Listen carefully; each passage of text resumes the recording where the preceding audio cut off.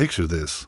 It's Friday night, 1975. You're in a black household. There's no Netflix, no YouTube, no TikTok, no video games. There are only 3 TV channels, and odds are, nothing good is on any of them. So, what did black families do? They created their own entertainment.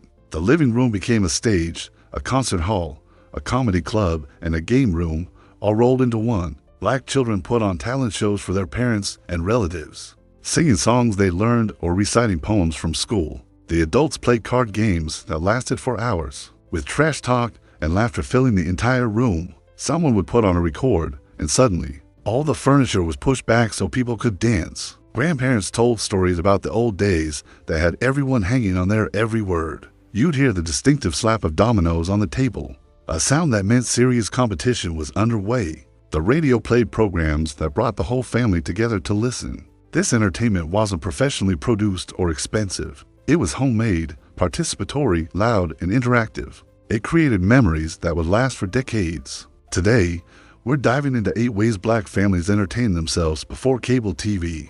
We'll look at each one as both a form of recreation and a powerful tool for family bonding. We'll explore how the necessity of creating your own fun built connections that passive screen watching just can't replicate, and we'll see how what seemed like a limitation back then fewer entertainment options might have actually been an advantage, creating a sense of family togetherness that many modern families struggle to find despite having infinite choices.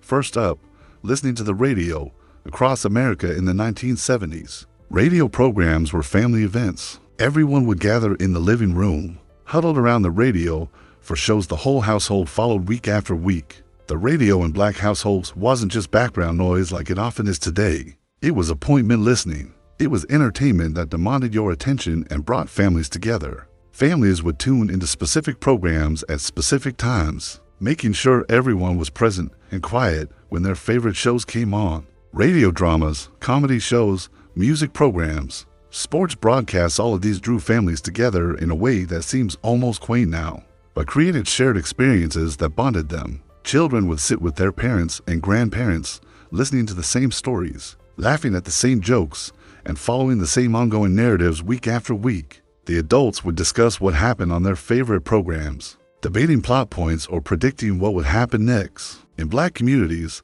the radio was also a crucial source for news and information, especially news relevant to black people that mainstream television often ignored. Black radio stations played music you couldn't hear anywhere else, featured black DJs who became beloved personalities, discussed issues affecting the community, and created a sense of cultural connection that went beyond the household. The ritual of gathering around the radio taught children to listen actively, to imagine visually what was being described verbally, and to focus their attention without visual stimulation skills that are becoming rare in our age of constant visual media. And families didn't just listen, they participated in talking back to the radio, commenting on what they heard, making the whole experience interactive. Second, black households turned record playing into family dance parties. They'd clear out space in living rooms or basements and dance together to the sounds of Motown, soul, funk, and R&B. When the right song came on, whether from the radio or the family's own record collection, furniture was pushed aside and the dance floor opened up. Parents danced with each other, children danced with their siblings, and everyone showed off their moves while others watched and cheered them on. Mothers would teach their daughters the latest dances. Fathers would show their sons their old school steps, and grandparents would demonstrate dances from their era that made everyone laugh and try to copy. The dancing in black households wasn't formal or choreographed. It was spontaneous, joyful, and had a friendly, competitive spirit. It was absolutely central to family entertainment. Children learned rhythm and movement not through classes, but by dancing in their living rooms with their families. For the adults, dancing was a form of stress relief, exercise, and a way to connect with their partners. It was a way to show off their personality and style. The record player was a prized possession, and families built collections of albums that became the soundtrack to their lives. Dancing together provided physical activity that everyone could participate in, regardless of their skill level. It built an appreciation for black music and culture, offered fun and exercise at the same time, and created moments of pure joy that everyone would remember. The music played in these homes also educated children about black artists and black musical heritage passing down cultural knowledge through the generations. Third, black families played card games that became major social events. Games like Spades, Bid Whist, and Tom created fierce competition and even fiercer trash talk that entertained everyone involved. Card games in black households were not quiet, polite affairs. They were loud, boisterous, intensely competitive events where the trash talk was just as important as the card play itself. The adults took these games seriously. They developed strategies and partnerships that lasted for years, and they never forgot who reneged in a game 3 years ago. They maintained rivalries that were half real and half performance. Children would watch these games for hours, learning the rules by observation, absorbing the strategies, and waiting for the day they'd be old enough to join the adults at the table. On weekends, the card table would be surrounded by players and spectators. Everyone would comment on the plays, call out mistakes, celebrate winning hands, and create entertainment through pure competition and interaction. Games like Spades required partnerships, so couples or friends became known as teams, developing communication and trust through countless games. The trash talk was an art form, creative, funny, sometimes cutting, but always entertaining for everyone watching. These card games would go on for hours, extending late into the night. They created memories not just of who won, but of specific plays, specific jokes, and specific moments of drama or comedy. These games taught strategy, probability, communication, and how to handle both winning and losing, all while providing entertainment that was deeply social.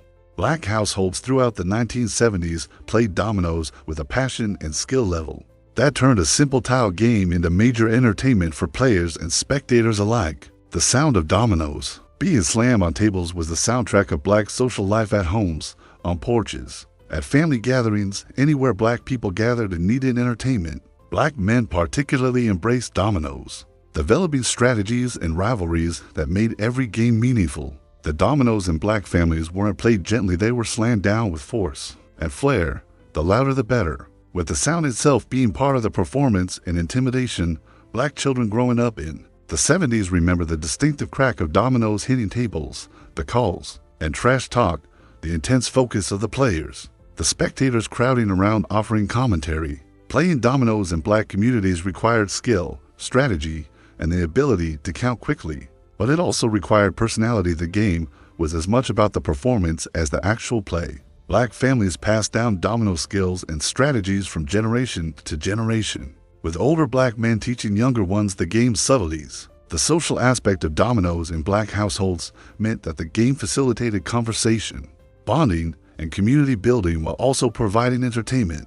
Black women played dominoes too, often with just as much skill and competitive fire as the men, creating their own games and competitions. The dominoes tournaments in black neighborhoods became legendary, with the best players achieving reputations that extended beyond their immediate families. Next, black families across America entertained themselves through storytelling, with black grandparents, parents, and older relatives telling stories about family history, about the old days, about life experiences that educated, entertained, and connected younger black family members to their heritage. Storytelling in black households wasn't reading from books, it was oral history, personal narrative, family legend, all delivered with dramatic flair that made even ordinary events entertaining. Black grandparents were master storytellers in the 70s, able to hold children's attention for hours with tales from their youth, stories about ancestors, accounts of historical events they lived through, cautionary tales, funny anecdotes, all told in ways that made them vivid and memorable. Black children would beg for favorite stories to be told again and again, learning family history through narrative rather than written records. The storytelling tradition in black families served multiple purposes. It entertained, it educated, it passed down values and lessons, it connected children to ancestors they'd never met, it preserved history that wasn't written in books. Black storytellers developed their craft through practice, learning what details made stories come alive, how to build suspense, when to pause for effect, how to use voices and gestures to enhance the telling. These stories in black households often contained humor alongside serious lessons, making them both entertaining and instructive. Black children raised on family storytelling developed listening skills, historical knowledge, and eventually became storytellers themselves, continuing the tradition. The stories told in black families also served to maintain cultural identity, passing down knowledge about what it meant to be black in America, about surviving racism, about maintaining dignity and pride despite oppression. Black families throughout the 1970s also created talent shows in their living rooms, where black children performed songs, poems, dances, or comedy routines for parents, grandparents, and relatives who served as enthusiastic audiences. These weren't formal performances, they were spontaneous or semi-organized shows, where black children showcased whatever talents they had or were developing. A black child might sing a song learned in school, recite a poem they'd memorized, perform a dance they practiced, tell jokes, or demonstrate any other ability while family members watched, clapped, and provided encouragement. Black parents took these home performances seriously, sitting attentively, applauding enthusiastically, offering praise and sometimes gentle criticism that helped children improve. The living room stage in black households gave black children confidence, public speaking skills, performance abilities, and validation that what they could do mattered and was valued. Black families often had these talent shows during gatherings, with cousins competing to show who could sing best, who could dance best, who had memorized the longest poem. The tradition connected to black culture's appreciation for performance and oral tradition, giving children a safe space to develop abilities they might later use in church, school, or professionally. Black children growing up doing these home performances often became comfortable with public speaking and performance in ways that served them throughout their lives. The audiences in black households weren't passive, they participated with call and response, with commentary, with encouragement, making even simple performances into interactive entertainment. Finally, black families in households across the country played parlor games, board games, and word games that required no electronics, just people willing to participate and use their minds and creativity for entertainment. Games like Spades got elaborately competitive in black families, with teams divided by generation or gender, with elaborate gestures and guesses creating comedy and competition. 20 questions challenged players to think strategically about questions and answers. Black families played Monopoly for hours, with property purchases becoming intense negotiations. Checkers and chess were serious competitions in black households, with older family members teaching younger ones strategies. Scrabble challenged vocabulary and spelling in ways that educated while entertaining. These games in black homes provided mental stimulation, taught skills like strategy and vocabulary, created opportunities for teaching and learning between generations, and required no equipment beyond the games themselves. Black families playing games together created opportunities for conversation during play, for teaching moments when younger players needed help, for bonding through shared competition. The games also provided entertainment that could include various ages. Young children could play checkers with grandparents. Teenagers could compete at board games with parents. The necessity of playing games together in black households meant that everyone developed game-playing skills, learned to win and lose gracefully, and associated family time with interactive fun rather than passive consumption. 8th, black families across America made their own music right in their homes. Family members would play instruments, sing together, create harmonies, and entertain each other through musical performances that required no professional equipment or training. Black households in the 70s often had someone who could play piano or guitar, someone who could sing, someone who could keep rhythm, and families would gather round for impromptu concerts and sing-alongs. Black churches cultivated musical ability in children, so families had members who could lead singing, create harmonies, and turn living rooms into choir rehearsals or gospel concerts. The musical tradition in black culture meant that making music together was natural and valued in black households. Black children learned songs from their parents and grandparents, not just popular music, but spirituals, hymns, work songs, and cultural music that connected them to black history. Singing together in black families created harmony in multiple senses: musical harmony through blended voices, and family harmony through shared participation in a joyful activity. Black adults who played instruments would teach interested children, creating musical education within families rather than requiring expensive lessons. The music created in black homes wasn't about perfection, it was about participation, about joy, about cultural connection, about creating something beautiful together. Black families singing or playing music together built an appreciation for black musical heritage, developed musical skills in children, provided stress relief and joy for adults, and created entertainment that was both participatory and bonding. These 8 ways black families entertained themselves before cable TV weren't just about passing time. They were about creating connection, building skills, passing down culture, and bonding through participation rather than passive consumption. The limitation of having few entertainment options in Black households during the 70s forced creativity, required participation, and created family interactions that modern technology has made optional. Black families had to entertain themselves, so they developed the ability to create fun from simple elements: cards, dominoes, stories, music, performance, games, radio, and records. This necessity built capabilities in Black families that enriched everyone involved. Children learned to perform, to play games strategically, to listen actively, to create rather than just consume. Adults maintained connections with each other and with children through shared activities. Grandparents passed down cultural knowledge and family history through storytelling. The entire family bonded through doing things together, rather than sitting separately consuming individual entertainment. Modern Black families, like all modern families, have gained endless entertainment options but lost something valuable in the process: the necessity that forced Black families in the 70s to entertain themselves together. Created bonds that passive screen watching rarely creates. When you have to make your own fun, you develop skills and connections that consuming professionally produced entertainment doesn't provide. When the whole family gathers around the radio, everyone shares the same experience and can discuss it together. When families dance together, they create joy through physical activity and cultural expression.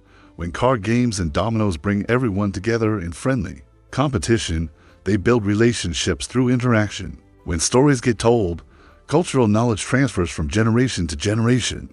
When children perform for family audiences, they build confidence and skills. When families play games together, they create memories attached to participation rather than consumption. When families make music together, they create beauty and cultural connection. The interactive entertainment that Black families created in the 70s wasn't inferior to modern options in many ways. It was superior because it required and created connection. Looking back, Black families in the 1970s who thought they were missing out because they didn't have cable TV or video games or personal electronics actually had something that many modern families lack: the necessity and ability to entertain themselves together, creating bonds and building skills through interactive fun that passive consumption can't replicate. The living room that became a stage, a dance floor, a game room, a concert hall, a storytelling circle that was richer entertainment than Netflix could ever provide, because it required everyone to participate, to create,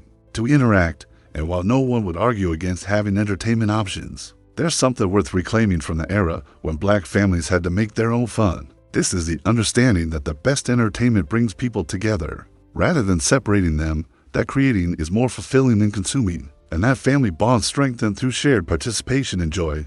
Black families who grew up in the 70s remember these forms of entertainment not with nostalgia for simpler times, but with a recognition that what they had the necessity to create entertainment together built family bonds and personal capabilities that many modern families, drowning in entertainment options, somehow struggle to achieve.